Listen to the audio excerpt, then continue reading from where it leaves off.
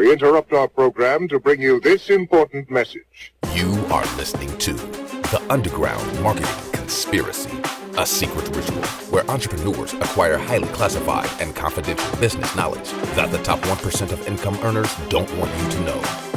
And now, your host, Maddie Milligan. What is going on, my fellow conspirator and conspirators? Welcome to The Underground Marketing Conspiracy. Woo! There's been a lot of negativity today that I've seen, and I'm a very positive person, I found. Sure, I grew up as a very negative young man, which I'll talk about in a minute, but I've seen so much craziness happening in the world.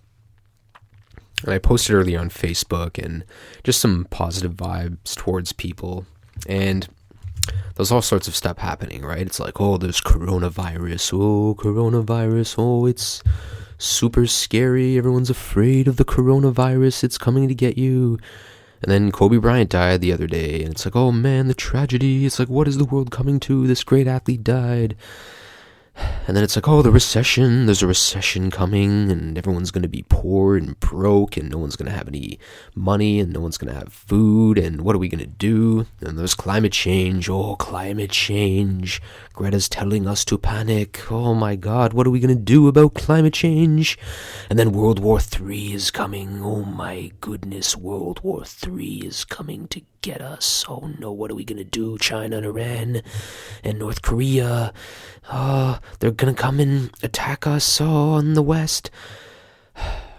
And to be honest, if you're a regular person living in Western culture, like me, living in Canada, maybe you're living in the United States, Australia, the UK, all of these things are really outside of your control. And you can't change any of these things. So just chill out, man. Everything's really going to be fine. One of the things that I really like to do is I have these cards, in fact, they're right behind me, these Eckhart Tolle cards from The Power of Now. So if I ever get stressed, I can just bust them out and look at them, and it really just brings me back to the present moment. And just looking at them, even the one that I just happen to pull up right now is really good, right? Where it says, make it a habit to monitor your mental emotional state through self-observation. Am I at ease at the moment? Is a good question to ask yourself frequently. Or you can ask, what's going inside me at this moment? And it's always good to look inside yourself and really just stay present in that moment. I believe that life is very short, and focusing on all the negative things that are outside of your control that you can't change, whether it's the climate or other people dying or viruses, these things have always existed since the beginning of time. And you can't worry about those things. You really just have to be happy about where you are in your life and shift your attention to all the good and joyful things that life has to offer. One of the things that I would do sometimes is, and I panic about this, so when I used to bike to work downtown in the summer, I would wake up in the middle of night sometimes, and I would have these little like mini panic attacks for a couple of minutes, where I would always, because I'm so obsessed with cycling in the summer, and I really miss it right now because it's January and it's too cold to go outside and bike by the lake, but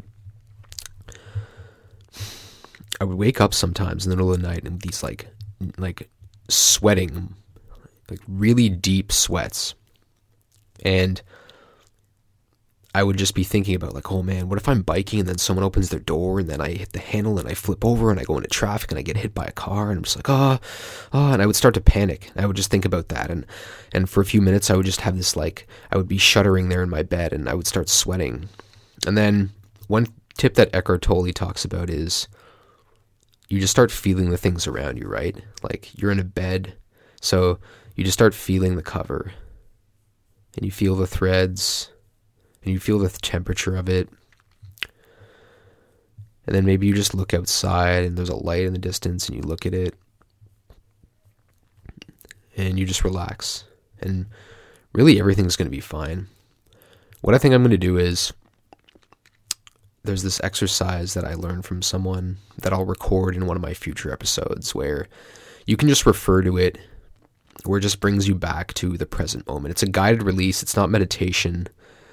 but it'll just bring you back to the present moment. And I'll do it. You can just listen to it. It'll be absolutely free. I think it's very valuable. I did it with one of my teams before in my old job, and I did it 2 or 3 times, and people loved it. So I think that's something where I'll record that, and then that way you can just download that onto your phone. And if you ever have one of those moments where you're panicking or you're very stressed and you just want to kind of release something, maybe you're not looking forward to something today, or there's something you're dreading, or maybe there's things that you're actually looking forward to, but you don't want to get your hopes up too much, then it's something that I would really recommend listening to.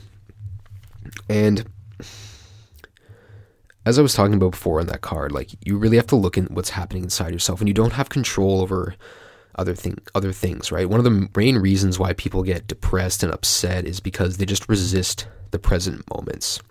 I follow Jordan Peterson a lot. I've read 12 Rules for Life, and he's someone that's really impacted my life the few years. I have a friend who, I showed him this interview where he goes up and debates this woman about equality in the workplace between men and women, and Jordan Peterson, I thought, had some really good points on that. And a lot of people are like, oh, he destroyed her, and it's like, no, they had a fair argument. I mean, let's not, like, she brought up some good stuff. Sure, she was trying to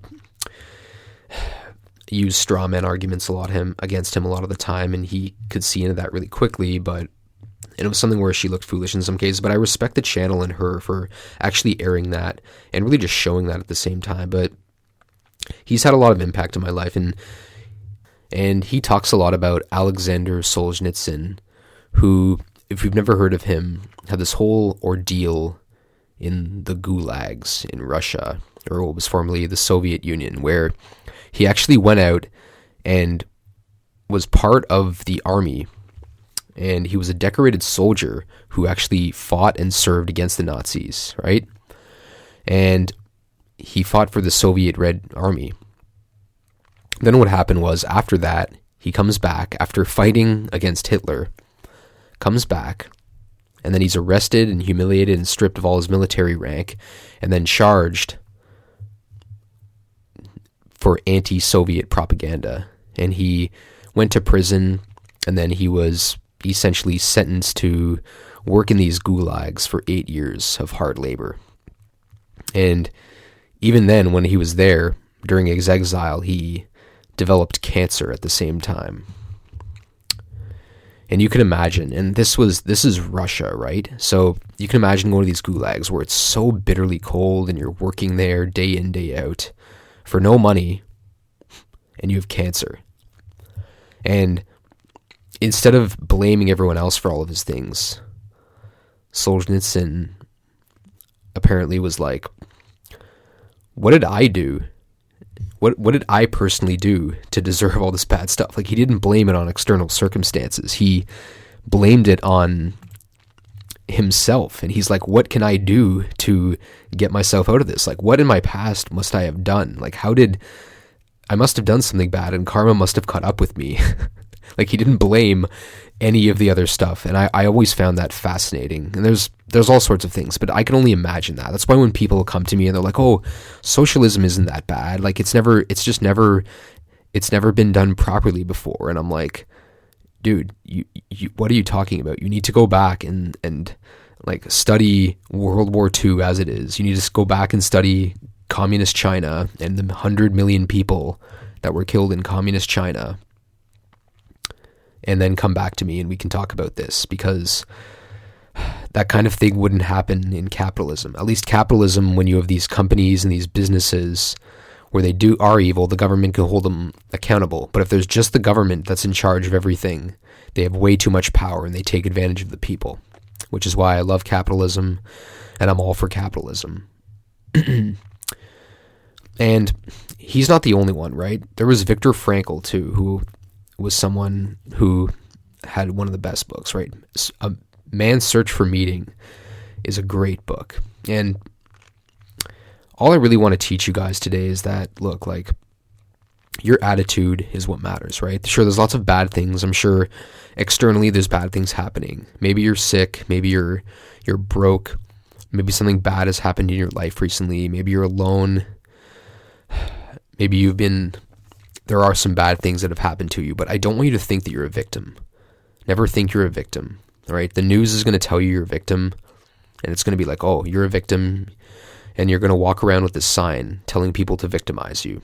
And I don't want that to happen for you. I want you to be empowered. Whoever you are listening to this, you need to feel empowered, all right? So I brought up Viktor Frankl because he has one of my favorite quotes. Everything can be taken from a man but one thing, the last of human freedoms, to choose one's attitude in any given circumstances, to choose one's way.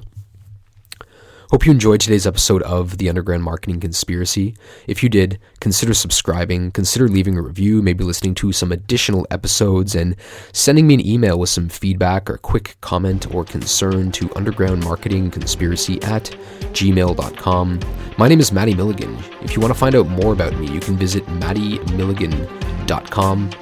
And I will see you guys next time on another episode of The Underground Marketing Conspiracy. Woo!